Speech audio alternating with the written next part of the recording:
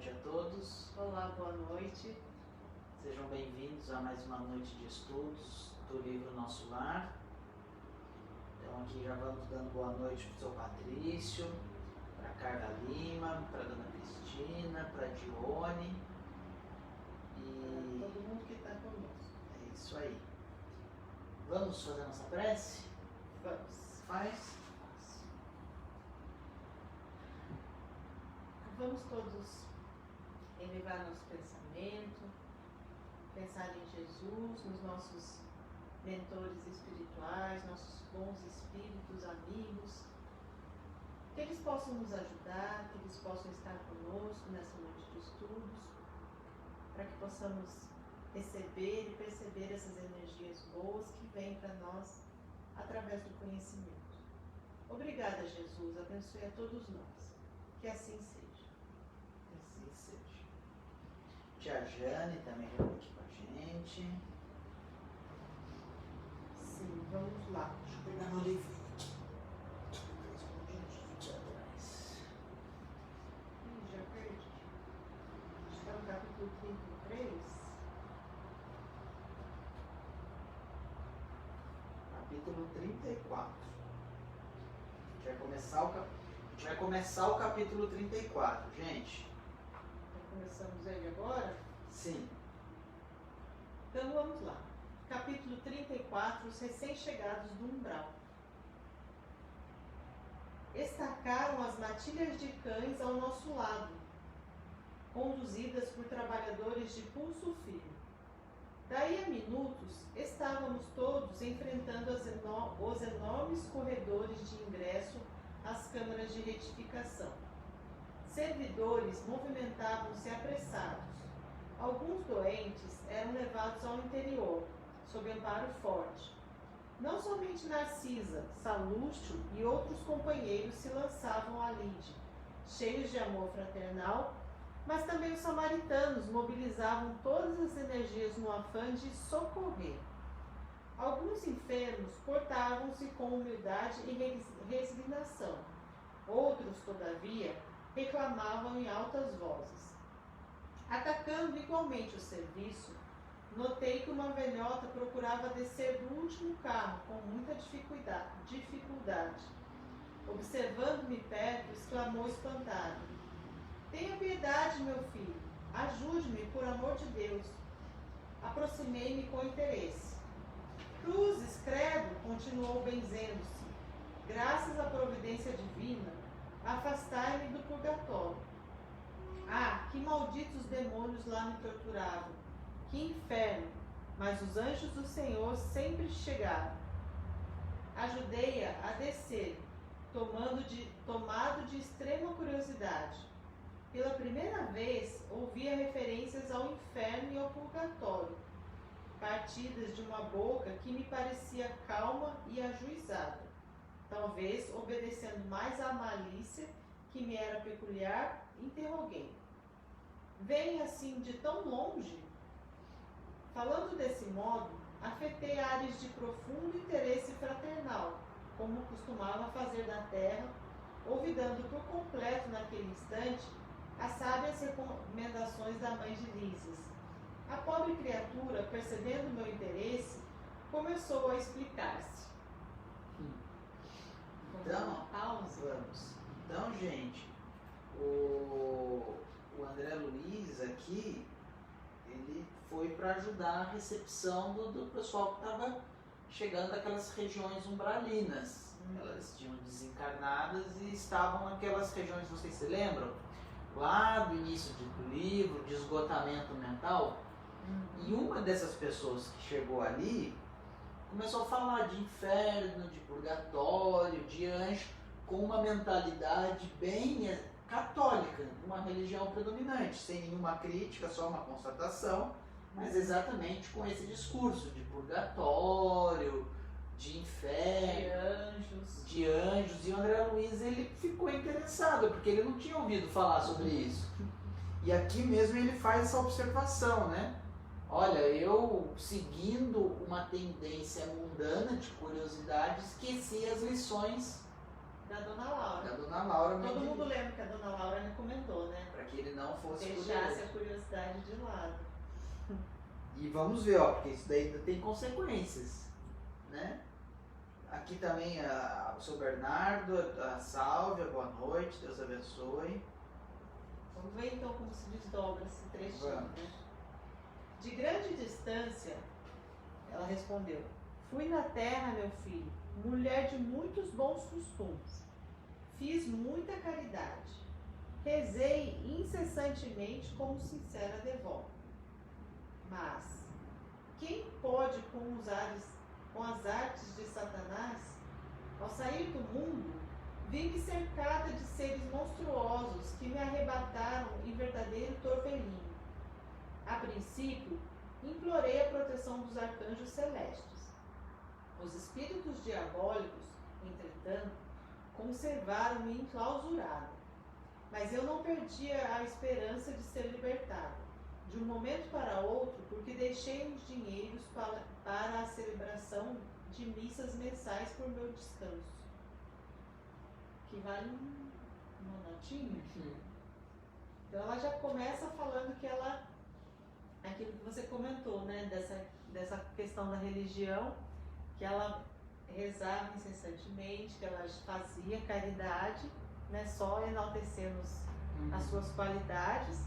E deixei aqui interessante, né, ela já deixou uma quantia em dinheiro com ela, para que fosse Templo religioso, isso, para certo? que fosse realizada a missa no tempo de descanso dela, né? Como se isso fosse suficiente, né, para quando a gente desencarna, se a gente pagar para alguém ou a gente pagar para um templo religioso para fazer missa pela gente, fosse suficiente para poupar a gente de sofrimento, de aflições lá no plano espiritual, né? Isso não é suficiente, gente. Lembra antigamente das indulgências que eram pagas para a igreja?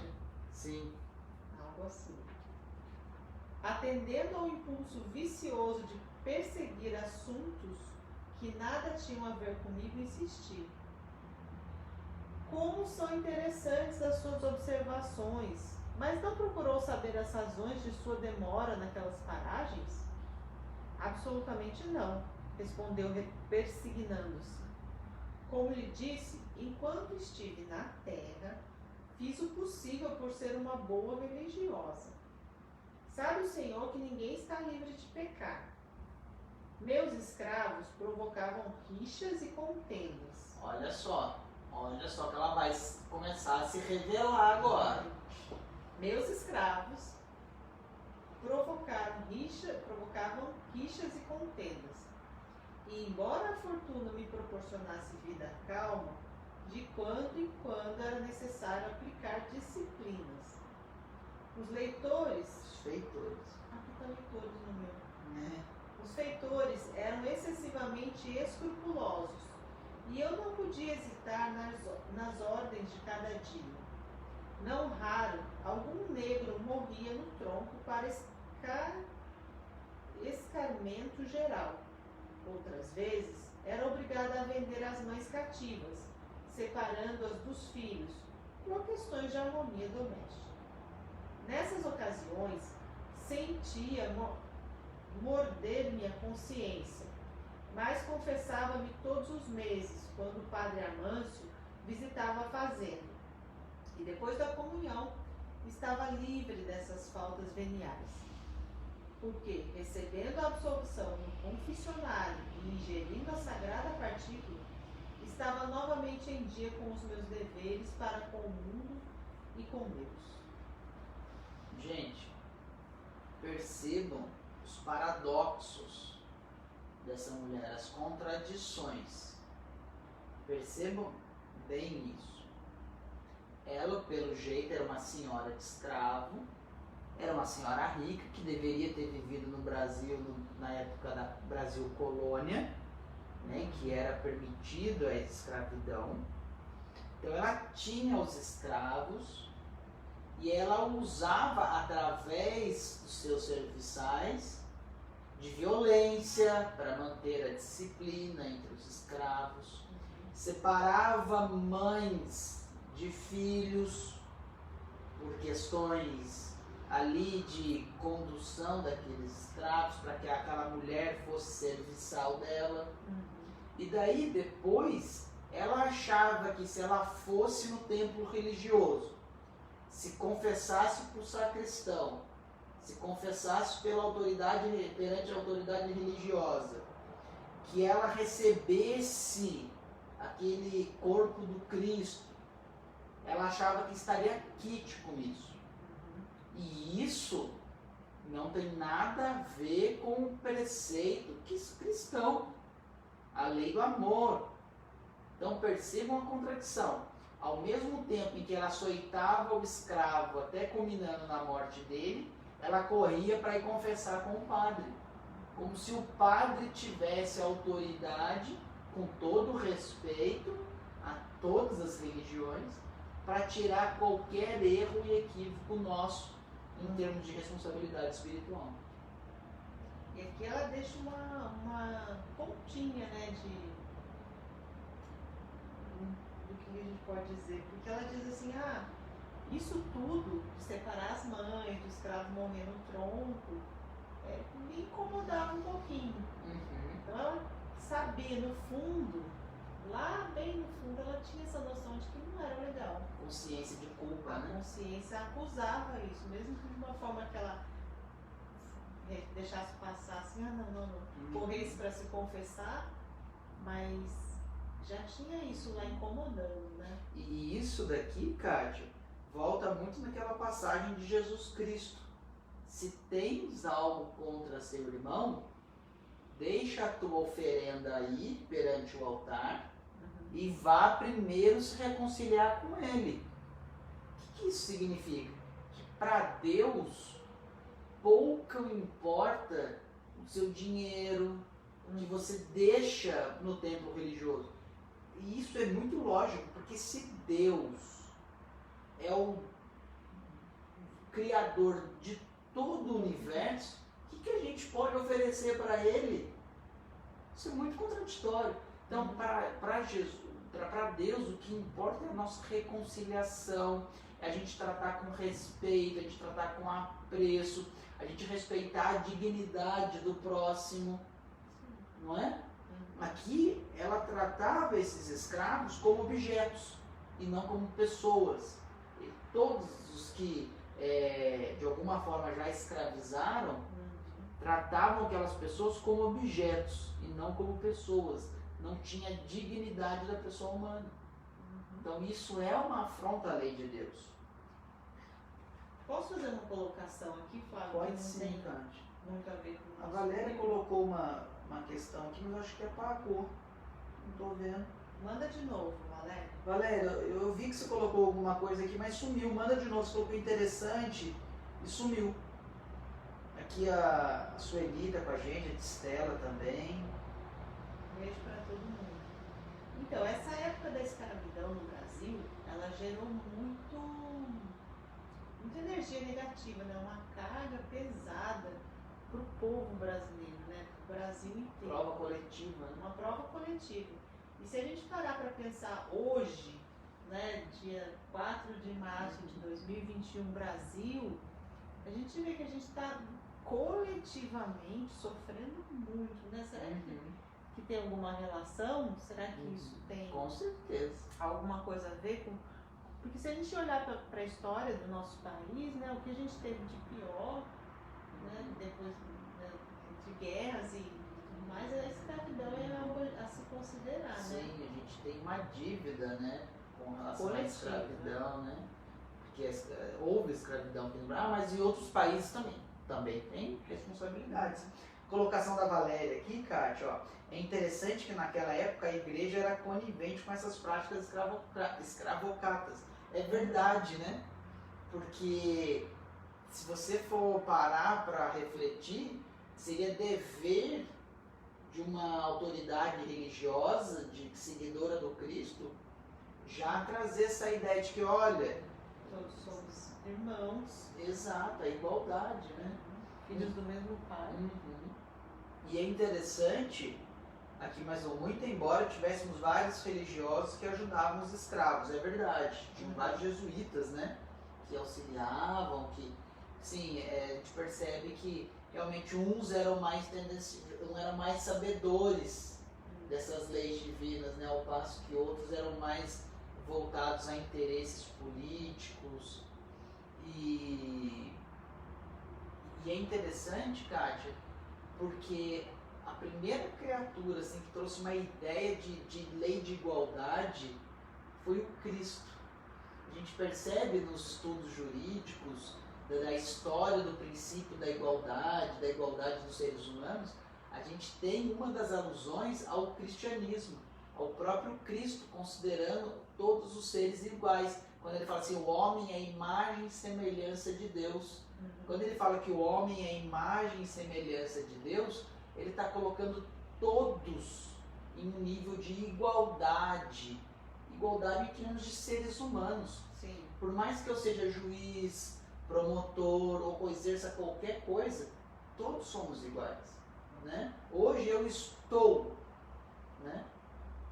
E na Constituição, né, Fábio, não é na Constituição ou nos desdobramentos da Constituição, né, que diz sobre a igualdade, né, de trato. Você pode dizer melhor, né, pra gente.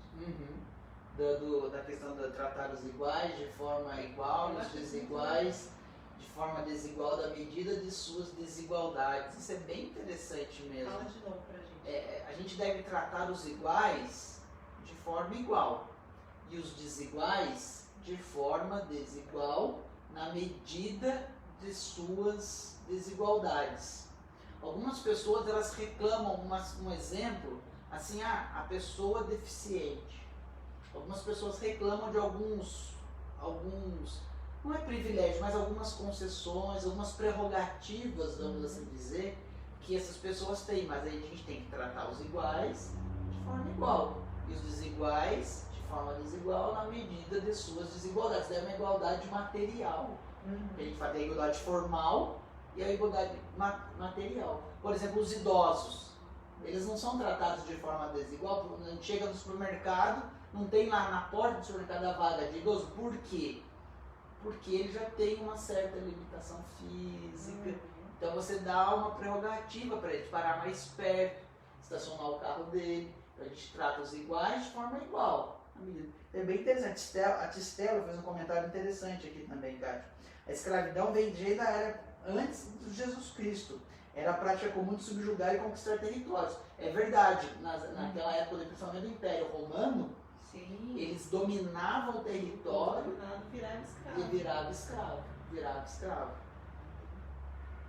Olha, bastante legal, o pessoal está participando. Ou seja, as ideias e a conduta dessa senhora estavam de acordo com a época em que viveu, apesar de ter tido lampejo da consciência, seu pensamento era o certo. Para ela considerava que a escravidão, tratar a pessoa como um objeto, era o certo, né?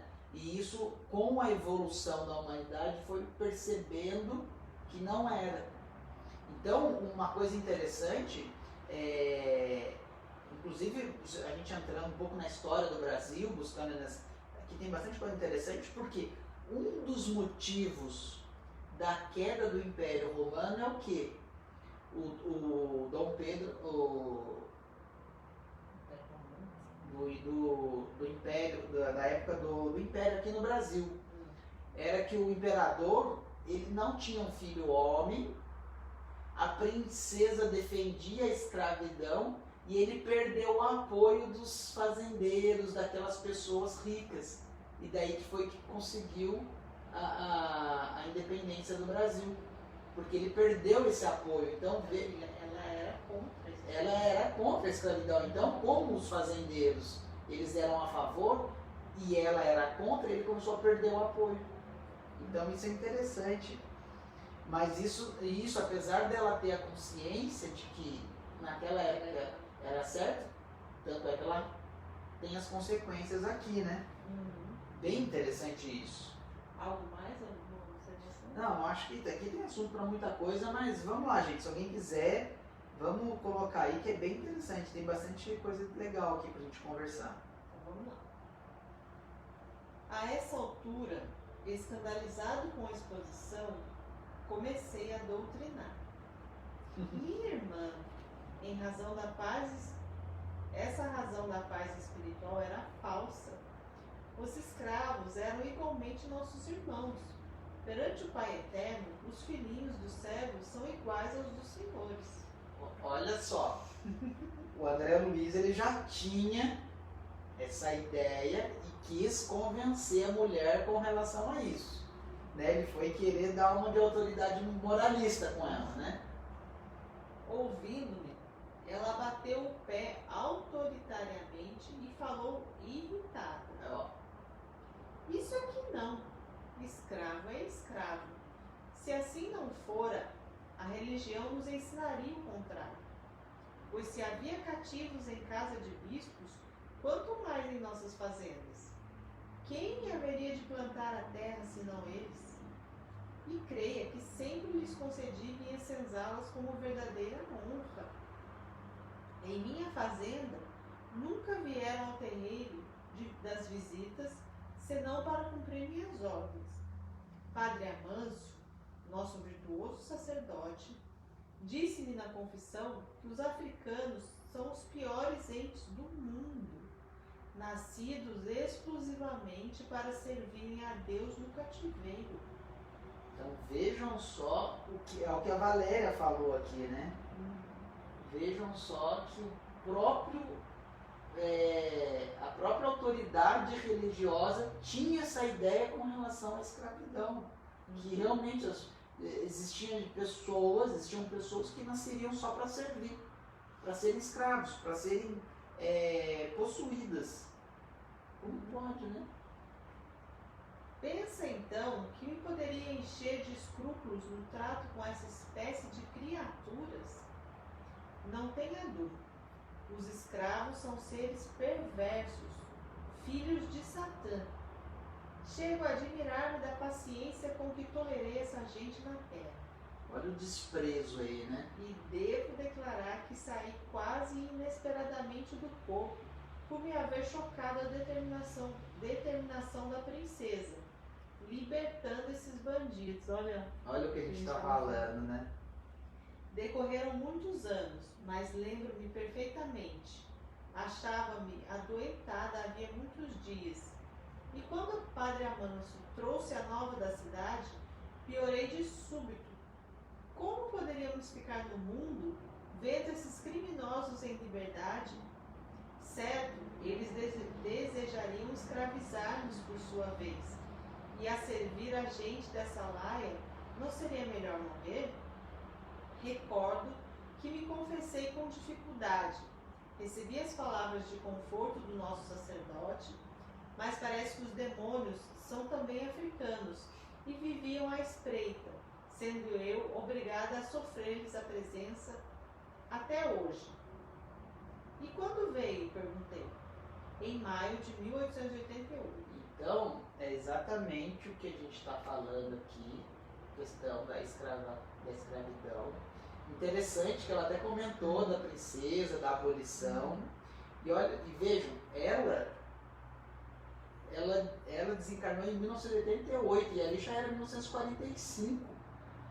Ou seja, quantos anos ela não permaneceu no plano espiritual nesse tormento, nessa aflição, nessa perturbação e perseguição.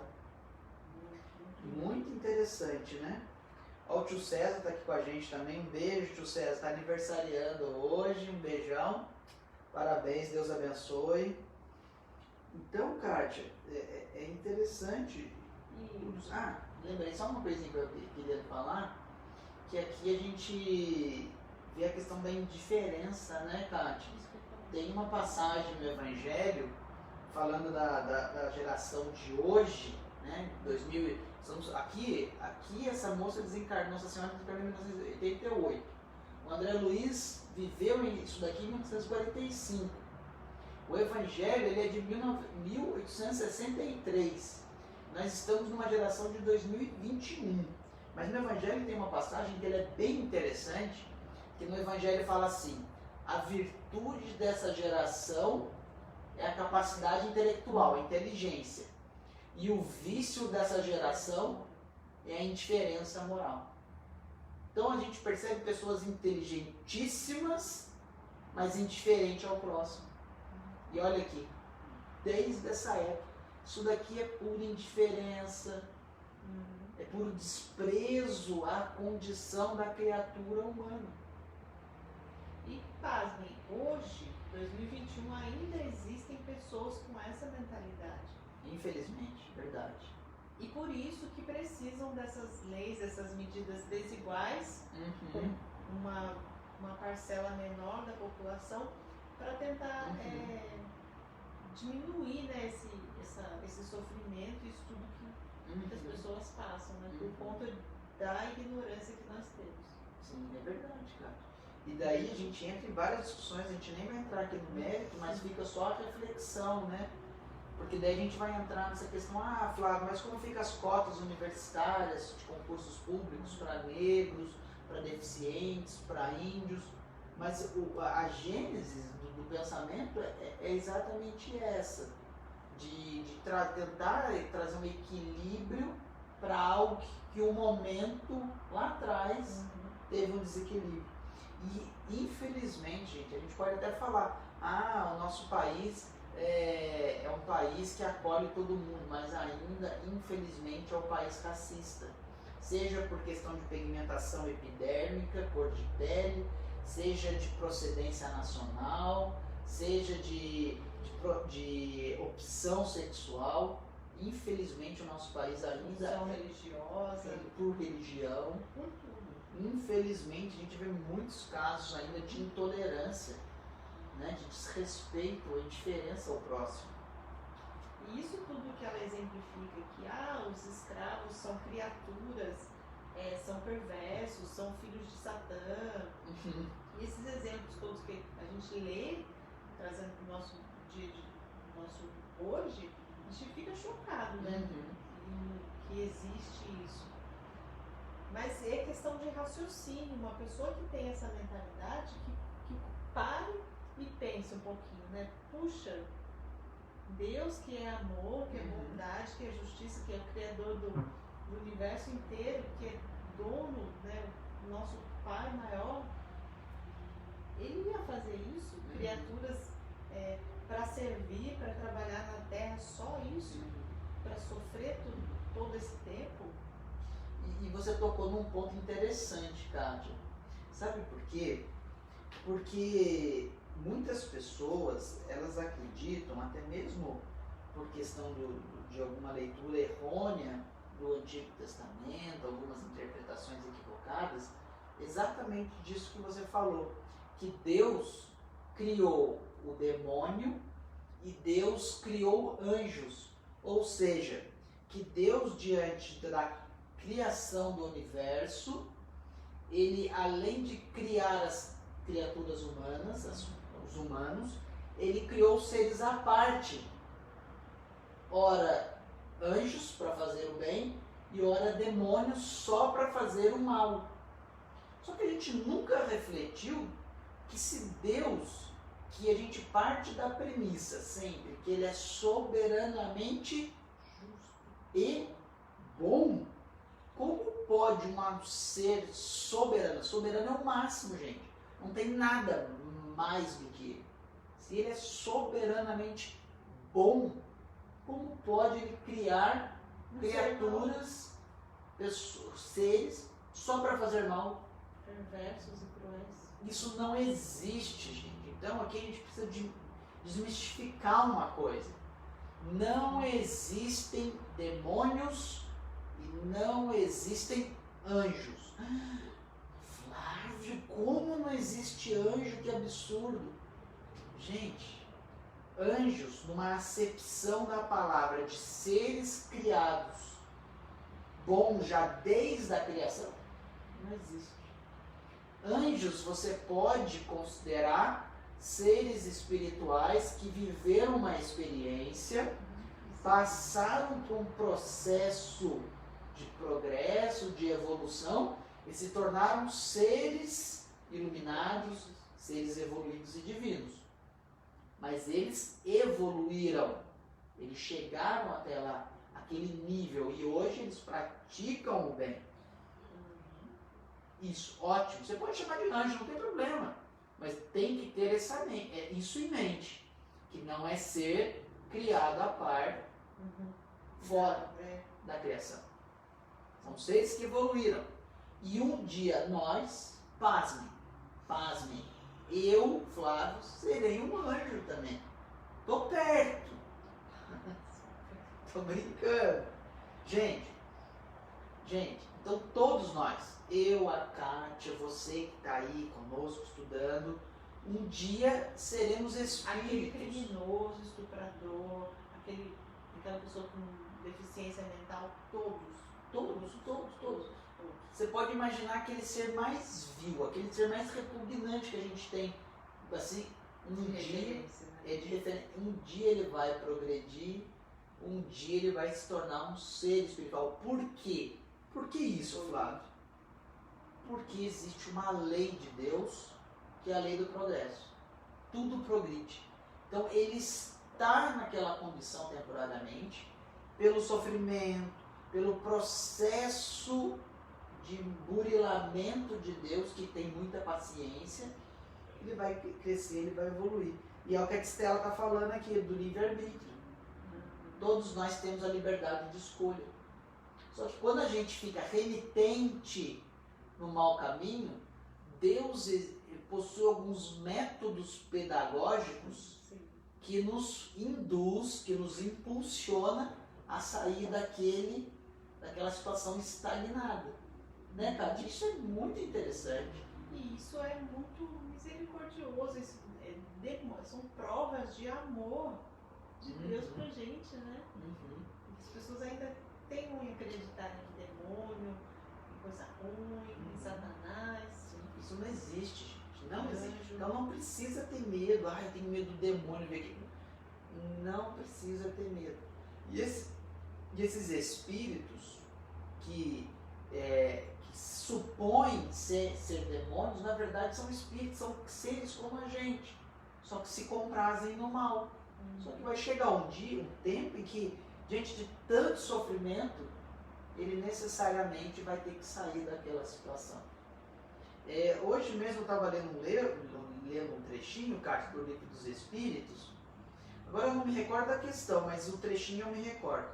E Allan Kardec pergunta assim para os espíritos: é possível que um ser vicioso ele possa escolher uma prova para que ele possa recair naquele erro? Por exemplo, uma pessoa que gosta de é promíscuo na sexualidade, ele pode escolher viver num meio promíscuo? Os espíritos falam: pode. Ele pode escolher. Ele pode cair de novo nesse erro, nesse equívoco. Só que vai chegar um momento que ele vai começar a ter um sofrimento tão grande, ele vai começar a ter uma dificuldade tão difícil, que daí ele tem que sair. Ele vai sair. Ele vai sair. Estela está falando aqui: mas existem criaturas que ainda se comprazem no mal, mas um dia ela vai sair daquela situação. Ninguém vai ficar perpetuamente se comprazendo no mal. Né? É da lei. Não é? Aqui a Estela que complementou. Eles não são demônios. Estes estão demônios. Né? Ele se acha tão mal, ele se compraz tanto em fazer mal, que ele acha que ele é um demônio. Realmente existem essas situações, mas ele não é. Ele não é. E um dia... E tem um trechinho que ele conversa tem um diálogo de um espírito de forma demoníaca, sabe? Com asas, meio que parecido com um morcego. E é interessante essa coisa, que ele fala assim: eu tomo a forma que eu quiser, eu sou assim porque eu sou mal mesmo. E tem toda a conversa do espírito com ele. Acho que eu estou mexendo aqui. Para complementar o assunto. Então, gente, o que acontece? Alguns espíritos, daqui que a Kátia tocou, alguns espíritos, eles têm tanta essa ideia de fazer o mal, tem tanta essa ideia, que a tia Estela acabou de falar, leiam os dragões, ó. A gente tem ele tem tanta essa ideia de fazer o mal, tanta essa ideia de querer encarnar a personalidade do demônio, que nós criamos um ser com chifrinho, com rabinho, com tridente, com asas, com garras, que ele acaba se transformando naquilo. De que jeito? Isso é interessante, gente. É muito aprofundada essa discussão, mas é bacana a gente só ter uma ideia, porque o nosso corpo, depois que a gente desencarna, a gente mantém um corpo. Por exemplo, se o Flávio desencarnar hoje, eu vou voltar com o meu corpo no plano espiritual. E essa forma que eu tenho é um corpo que é o perispírito que a gente fala, né?